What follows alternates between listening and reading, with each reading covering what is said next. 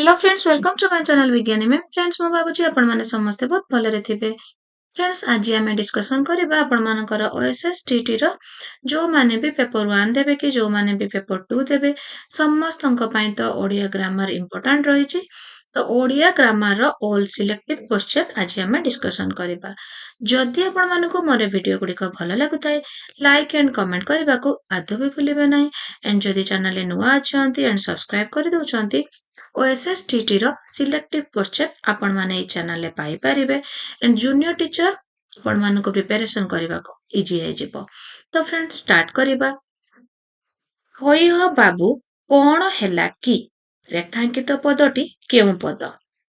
होई हो अव्यय विशेष्य सर्वनाम विशेषण। तो फ्रेंड्स, आपणकर देखंतु नामवाचक शब्द को विशेष्य पद बोली कहा जाए। ए विशेष्य पद एटी आपणकर जो विशेष्य कथा देइछि प्रति नामवाचक विशेष्य गुड़िक कौन नामवाचक पद गुड़िक विशेष्य एडे विशेष्य बदल रे जहा बसे सर्वनाम। मु कहली राम गोटे भल पिला। राम गोटे भल पिला तो एठी राम होची नामवाचक तो सी होची विशेष्य। राम गोटे भल पिला राम भल पाठ पढ़े। दुई थर राम राम मु उच्चारण कली तो सेटा श्रुति मधुर हो नाही। तो मु कहबी राम गोटे भल पिला से भल पाठ पढ़े। तो राम बदल रे एठी मु कोन बसेइली से बसेइली। तो विशेष्य बदल रे जहा बसे ताहा हेउची सर्वनाम। एंड विशेष्य पदर गुण अवस्था संख्या परिमाण और निर्दिष्टता प्रकाश करे ताकू कहंती विशेषण। एठी आपणकर एठारे होइयो एक संबोधन वाचक अव्यय पद। संबोधन वाचक अव्यय पद। एबे फ्रेंड्स आपण माने बुझी पाले। एबे नेक्स्ट क्वेश्चन को जिबा। बिराड़ी कपाल को सिक्का छिंडिला रेखांकित पदरे केउ विभक्ति लागिछि? कपाल को चतुर्थी द्वितीया प्रथमा सप्तमी। तो एठारे आपणकर बिराड़ीर कपाल अनुसार सिक्का छिड़िबा कथा कहा जायछि। कपाल कु बिराड़ीर कपाल कु हेउछि द्वितीय विभक्तिर चिन्ह। द्वितीय विभक्तिर चिन्ह हेउछि कु जेहेतु एठी आपणकर कु रहिछि। चित्ता काटिबा रूढ़ी केउ अर्थ प्रकाश करे? थकिबा हातरे चित्ता कुटाइबा मथारे तिलक चिता लगाइबा कांथरे झोटी पकाइबा। चित्ता काटिबा रूढ़ीटी थकिबा अर्थरे प्रकाश करुछि। चित्ता काटिबा थकिबा। से केवल दयालु नुहंती विद्वान मध्य। एहा केउ प्रकार वाक्य? जटिल यौगिक सरल मिश्र। तो फ्रेंड्स, आपणकर एठारे दुईटी समापिका क्रिया रहिछि तेणु एठारे दुईटी सरल वाक्यर मिश्रण रे आपणकर जेहेतु एटा हेछि तो सेति पई एटा हेजिबो आपणकर यौगिक वाक्य। कोन हेजिबो? यौगिक वाक्य। क्रांति एठारे दंतेनर मुद्रण होई नाही काहेकि र परे न थिबारु दंतेन त वर्ग युक्त होइथिबारु आ परे थिबारु आ व्यवधान रे थिबारु। एठारे दंतेन त वर्ग युक्त होइथिबारु क्रांति रे दंतेनर मुद्रण होई नाही। त वर्ग युक्त दंतेन मुद्रण हुए नाही। आपणकर एठी आंसर कोटा हे जिवो दंतेन। एठारे दंतेन त वर्ग युक्त होइथिबारु जो दंतेनटा क्रांति तो वर्ग युक्त होइछि कि नाही तो सेति पई दंतेन रे मुद्रण होई नाही। आमरण एहा केउ समास निष्पन्न पद? आमरण अव्यय भाव बहुव्रीहि दिगु द्वंद्व। तो आपणकर बहुव्रीहि समास एक भिन्न अर्थ को प्राधान्य देइथाय। दिगु समास संख्यावाचक पद हेइथाय। द्वंद्व समास उभय पद को प्राधान्य दिए। एठारे आपणकर अछि आमरण पर्यंत अर्थरे। आमरण पर्यंत अर्थरे माने कोन? आमरण कोन? मरण पर्यंत।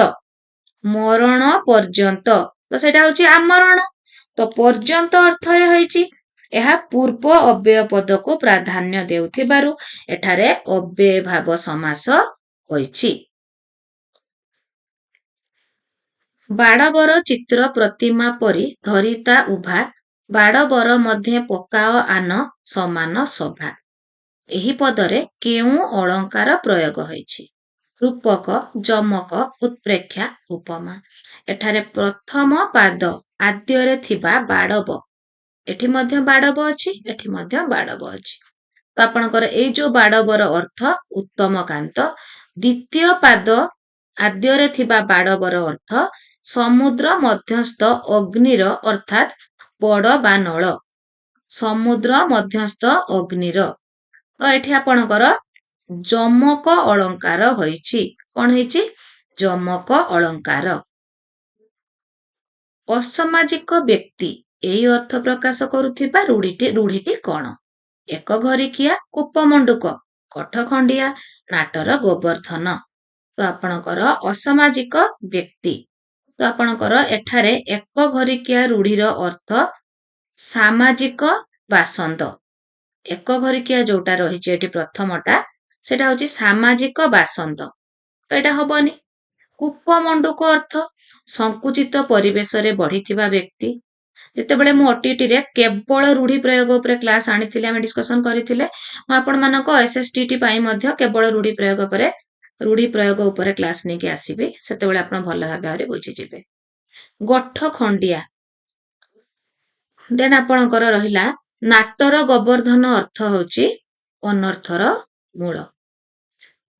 ଦେନ୍ ଆପଣଙ୍କର ରହିଲା ଗଠ ଖଣ୍ଡିଆ ରୂଢିର ଅର୍ଥ ଅସାମାଜିକ ବ୍ୟକ୍ତିକୁ ବୁଝଉଛି। ଗଠ ଖଣ୍ଡିଆ। ନିମ୍ନୋକ୍ତ ବାକ୍ୟ ମଧ୍ୟରୁ କେଉଁଥିରେ ଅଶୁଦ୍ଧି ରହିଛି? ଅସ୍ତାୟମାନ ସୂର୍ଯ୍ୟଙ୍କୁ ଦେଖ, ସଭାରେ ଲୋକମାନେ ଏକତ୍ରିତ ହୋଇଛନ୍ତି, ଛାତ୍ରଟି ଦିବାରାତ୍ର ପରିଶ୍ରମ କରୁଅଛି, ଜନ ବିସ୍ଫୋରଣ ଏକ ବଡ଼ ସମସ୍ୟା। ସଭାରେ ଲୋକମାନେ ଏକତ୍ରିତ ହୋଇଛନ୍ତିରେ ଏକତ୍ରିତ ନ ହୋଇ ଏକତ୍ର ହୋଇଥାନ୍ତା। ସଭାରେ ଲୋକମାନେ ଏକତ୍ର ହୋଇଛନ୍ତି, ଏକତ୍ର ହୋଇଛନ୍ତି। ତ ଏଠି ଆପଣଙ୍କର ହେଇଯିବ ଅଶୁଦ୍ଧି, ଯେହେତୁ ଏଠି ଆପଣଙ୍କର ଏକତ୍ର ନ ହେଇକି ଏକତ୍ରିତ ଦେଇଛି। କାହାର ବାରମ୍ବାର ଉଚ୍ଚାରଣ ହେଲେ ଅନୁପ୍ରାସ ଅଳଙ୍କାର ହୋଇଥାଏ? ବର୍ଗୀୟ ବର୍ଣ୍ଣର, ବ୍ୟଞ୍ଜନ ବର୍ଣ୍ଣର, ଅବର୍ଗୀୟ ବର୍ଣ୍ଣର, ସ୍ୱର ବର୍ଣ୍ଣର। ଅନୁପ୍ରାସ ଅଳଙ୍କାର। ବ୍ୟଞ୍ଜନ ବର୍ଣ୍ଣର ବାରମ୍ବାର ଉଚ୍ଚାରଣ ହେଲେ ଅନୁପ୍ରାସ ଅଳଙ୍କାର ହେଇଥାଏ। ବ୍ୟଞ୍ଜନ ବର୍ଣ୍ଣର। ଯେମିତି ଆପଣ ଗୋଟେ ଏକ୍ସାମ୍ପଲ ଦେଖନ୍ତୁ, ଉତ୍କଳ କମଳା ବିଳାସ ଦୀର୍ଘିକା, ମରାଳ ମାଳିନୀ ନୀଳାମ୍ବୁ ଚିଲିକା। ଆପଣଙ୍କର ଯୋଉ ଅଳ ଏଠି ବହୁତ ଥର ବ୍ୟବହାର କରାହେଇଛି। ଉତ୍କଳ, କମଳା, ବିଳାସ, ମରାଳ, ମାଳିନୀ, ନୀଳାମ୍ବୁ। ତ ଅଳଟି ଏଠି ଆପଣଙ୍କର 6 ଥର ବ୍ୟବହାର କରାହେଇଛି। ତ ଯେଠି ବାରମ୍ବାର ବ୍ୟଞ୍ଜନ ବର୍ଣ୍ଣର ଅଧିକ ଥର ବ୍ୟବହାର ହଉଥିବ, ସେଇଠି ଆପଣ ଆଖି ବନ୍ଦ କରିକି ଅନୁପ୍ରାସ ଅଳଙ୍କାର ବୋଲି ଲେଖିଦେବେ। ଅଧିକାଂଶ ଥର ଯଦି ବ୍ୟଞ୍ଜନ ବର୍ଣ୍ଣର ବ୍ୟବହାର ହେଉଥିବ। କେବଳ ଅଳ କଥା ମୁଁ ଏଠି ଉଦାହରଣ ଦେଲି, ଆପଣଙ୍କର ଅନ୍ୟ କିଛି ବ୍ୟଞ୍ଜନ ବର୍ଣ୍ଣ ମଧ୍ୟ ବ୍ୟବହାର ହେଲେ ଚଳିବ। ପଞ୍ଚମ ରାତିରେ କରଣୀୟ ଉତ୍ସବ, ଏହାର ସମାସ ନିଷ୍ପନ୍ନ ପଦ କଣ ହେବ? ପଞ୍ଚରାତ୍ରି, ପଞ୍ଚୁଆତି, ପାଞ୍ଚରାତ୍ର, ପଞ୍ଚାଙ୍ଗୀ। ପଞ୍ଚମ ରାତ୍ରିରେ କରଣୀୟ ଉତ୍ସବ ପଞ୍ଚୁଆତି ହେବ। ତ ଆପଣଙ୍କର ଏଠି କଣ ହବ? ପଞ୍ଚୁଆତି। ପଞ୍ଚମ ରାତ୍ରିରେ ଶିଶୁ ଜନ୍ମ ହେବାର ପଞ୍ଚମ ଦିନରେ ଏକ ଉତ୍ସବ ହୋଇଥାଏ, ଯାହାକୁ ପଞ୍ଚୁଆତି ବୋଲି କୁହାଯାଏ। ପଞ୍ଚୁଆତି। ଦେଇଥିବା। ଏହି ପଦରେ କେଉଁ ପ୍ରତ୍ୟୟ ରହିଛି? ପ୍ରତ୍ୟୟ। ହିବା, ଏଇଥିବା, ଇଥିବା, ବା। ଏଠାରେ ଆପଣଙ୍କର ଦା ଧାତୁରେ ଇ ଥିବା ପ୍ରତ୍ୟୟ ଯୋଗ କରାଯାଇ ଦେଇଥିବା ହୋଇଛି। ତ ଦା ଧାତୁରେ ଇ ଥିବା। ନିମ୍ନୋକ୍ତ ଶବ୍ଦ ମଧ୍ୟରୁ କେଉଁଟି ଅଶୁଦ୍ଧ? ପିତାମାତାହୀନ, ନିରପରାଧ, ଉର୍ଦ୍ଧ୍ୱ, ଅହର୍ନିଶ। କୋଉଠି ଆପଣଙ୍କର ଅଶୁଦ୍ଧ ଶବ୍ଦ? ପିତାମାତା ହୀନ ନ ହୋଇ ପିତୃ ମାତୃହୀନ ହୋଇଥାନ୍ତା। ତେଣୁ ଏଠାରେ ପିତାମାତା ହୀନଟି ଆପଣଙ୍କର ଅଶୁଦ୍ଧ ଶବ୍ଦ। ବିପୁଳ ଧନ ମନୁଷ୍ୟକୁ ଶାନ୍ତି ଦେଇପାରେ ନାହିଁ। ରେଖାଙ୍କିତ ପଦଟି କେଉଁ ପଦ? ବିପୁଳ ଦେଇଛି ଏଠି ଆପଣଙ୍କର। କ୍ରିୟା, ବିଶେଷଣ, ସର୍ବନାମ, ଅବ୍ୟୟ। ଏଠାରେ ବିପୁଳ ଧନର ପରିମାଣକୁ ବୁଝାଉଥିବାରୁ ଏହା ଏକ ପରିମାଣ ବାଚକ ବିଶେଷଣ ପଦ ହେଇଛି। ଆପଣଙ୍କର ପରିମାଣ ବାଚକ ବିଶେଷଣ ଆଞ୍ଜୁଳାଏ, ବୋତଲେ ଏଗୁଡିକ ସବୁ ମୁଁ କହିଥାଏ। ଆପଣଙ୍କର ଏଗୁଡିକ କଣ? ପରିମାଣ। ତ ଏଠି ବିପୁଳ ମଧ୍ୟ ହେଉଛି ଗୋଟେ ପରିମାଣ ବାଚକ ବିଶେଷଣ। ନିମ୍ନୋକ୍ତ ମଧ୍ୟରୁ କେଉଁଟି ତଦ୍ଧିତ ପଦ? ଚଳନ୍ତି, ଉଡି, ଜଟିଆ, ମାଗଣା। ତ ଆପଣଙ୍କର ଏଠାରେ ଚଳ ପ୍ଲସ୍ ଅନ୍ତି, ଚଳନ୍ତି, ତାପରେ ଦେଇଛି ଉଡି, ଉଡ ପ୍ଲସ୍ ଇ, ଆପଣଙ୍କର ମାଗଣା, ମାଗ ପ୍ଲସ୍ ଅଣା ହୋଇଛି। ଏଗୁଡିକ କୃଦନ୍ତ ପ୍ରତ୍ୟୟ ଦ୍ୱାରା ନିଷ୍ପନ୍ନ। କିନ୍ତୁ ଜଟିଆ, ଜଟ ପ୍ଲସ୍ ଇଆ ପଛି ଅର୍ଥରେ ତଦ୍ଧିତ ପଦ ହୋଇଛି। ତଦ୍ଧିତ ପଦ ହୋଇଛି, ସେଗୁଡିକ ସବୁ କୃଦନ୍ତ ପଦ। ଶରଣାପନ୍ନ, ଏହା କେଉଁ ସମାସ ନିଷ୍ପନ୍ନ ପଦ? ଆପଣଙ୍କର କର୍ମଧାରୟ, କର୍ମଧାରୟ ବହୁବ୍ରୀ ତତ୍ପୁରୁଷ ଦ୍ୱନ୍ଦ। ତ ଏଠି ଆପଣଙ୍କର କଣ ଦେଇଛି? ଶରଣାପନ୍ନ। ଏଠାରେ ଶରଣକୁ ଆପନ୍ନ ବ୍ୟାସ ବାକ୍ୟ ଦ୍ୱାରା ତତ୍ପୁରୁଷ ସମାସ ହୋଇଛି। କଣ ହେଇଛି? ତତ୍ପୁରୁଷ। ଦେନ୍ ଦେଖିବା ଷଷ୍ଠ। ଏହି ସନ୍ଧି ପଦର ସନ୍ଧି ବିଚ୍ଛେଦ କଣ ହେବ? ସସ୍ ପ୍ଲସ୍ ଠ, ସସ୍ ପ୍ଲସ୍ ଠ, ସସ୍ ପ୍ଲସ୍ ଥ, ସସ୍ ପ୍ଲସ୍ ଥ।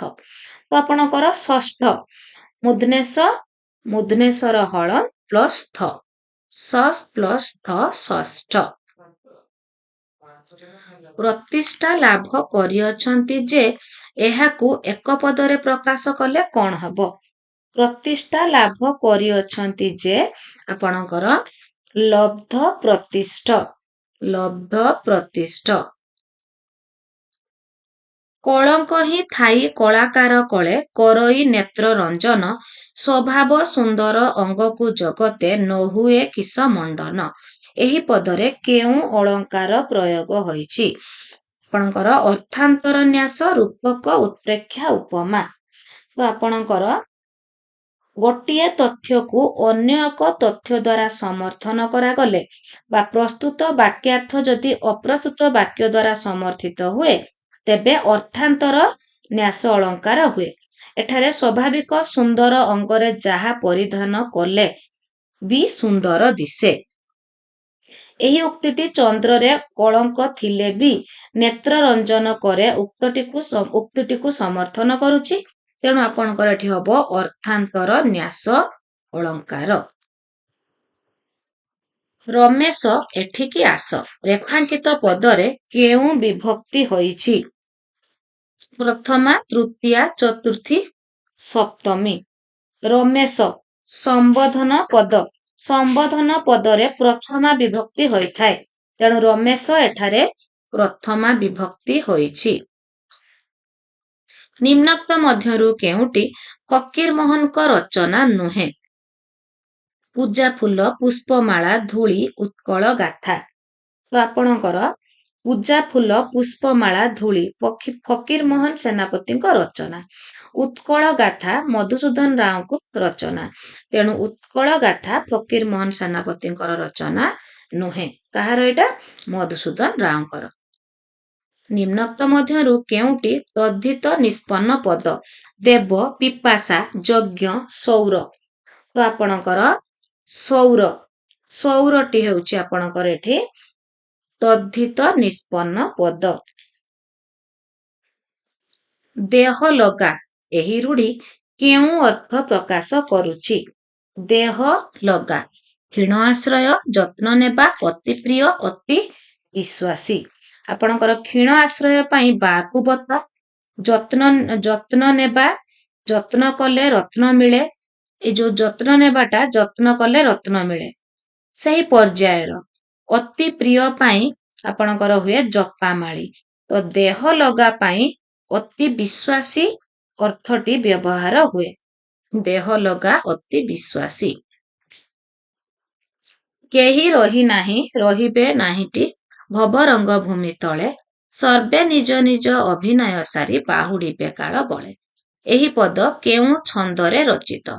ନଟବାଣୀ, ବଙ୍ଗଳାଶ୍ରୀ, ଦାଣ୍ଡିବୃତ୍ତ, ଚକ୍ଷୀ। ତ ଆପଣଙ୍କର ବଙ୍ଗଳାଶ୍ରୀ। ଏଠାରେ ପ୍ରତ୍ୟେକ ପାଦ ସଂଖ୍ୟା 20 ଏବଂ 2 ପାଦରେ 1ଟି ପଦ ହୋଇଛି। ତ ସେଥିପାଇଁ ଆପଣଙ୍କର ଏଟା ହେଲା ବଙ୍ଗଳାଶ୍ରୀ। ଖାରବେଳ ମଗଧ ଜୟ କରିଥିଲେ। ମଗଧ ଏଟା କେଉଁ କାରକ? କରଣ, କର୍ମ, ଅପାଦାନ, ସମ୍ପ୍ରଦାନ। ଆପଣଙ୍କର କର୍ମକାରକ। ମଗଧ ହେଉଛି କର୍ମକାରକ। ନିମ୍ନୋକ୍ତ ଶବ୍ଦମାନଙ୍କ ମଧ୍ୟରୁ କେଉଁଟି ଶୁଦ୍ଧ? ଶୁଦ୍ଧ ଆପଣଙ୍କର ଅବସନ୍ନ, ସର୍ଜନ, ଅନୁସୂୟା, ଅଞ୍ଜଳି। ତ ଆପଣଙ୍କର ଏଠି ଅବସନ୍ନ ଆପଣଙ୍କର ଭୁଲ ଅଛି। ଆପଣଙ୍କର କଣ ଦେଇଛି ଏଠି? ଅନୁସୂୟା।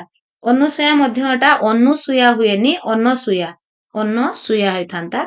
ଏଟା ଆପଣଙ୍କର ଅଞ୍ଜଳି ଅଳରେ ହର୍ଷଇ ହେଇଥାନ୍ତା। ଅଳରେ ହର୍ଷଇ ହେଇଥାନ୍ତା। ତେଣୁ ଆପଣଙ୍କର ସର୍ଜନଟି ହେଉଛି ଶୁଦ୍ଧ ପଦ। ଶିକ୍ଷକ ସବୁ ଛାତ୍ରଙ୍କୁ ଉପଦେଶ ଦିଅନ୍ତି, ମାତ୍ର ଅଳ୍ପ ଛାତ୍ର ତାହା ଗ୍ରହଣ କରନ୍ତି। ଏହା କେଉଁ ବାକ୍ୟ? ଜଟିଳ, ସରଳ, ମିଶ୍ର, ଯୌଗିକ। ଏଠାରେ 2ଟି ସରଳ ବାକ୍ୟ ଯୋଡ଼ି ହୋଇ ଯୌଗିକ ବାକ୍ୟରେ ପରିଣତ ହୋଇଛନ୍ତି। ଶିକ୍ଷକ ସବୁ ଛାତ୍ରକୁ ଉପଦେଶ ଦିଅନ୍ତି।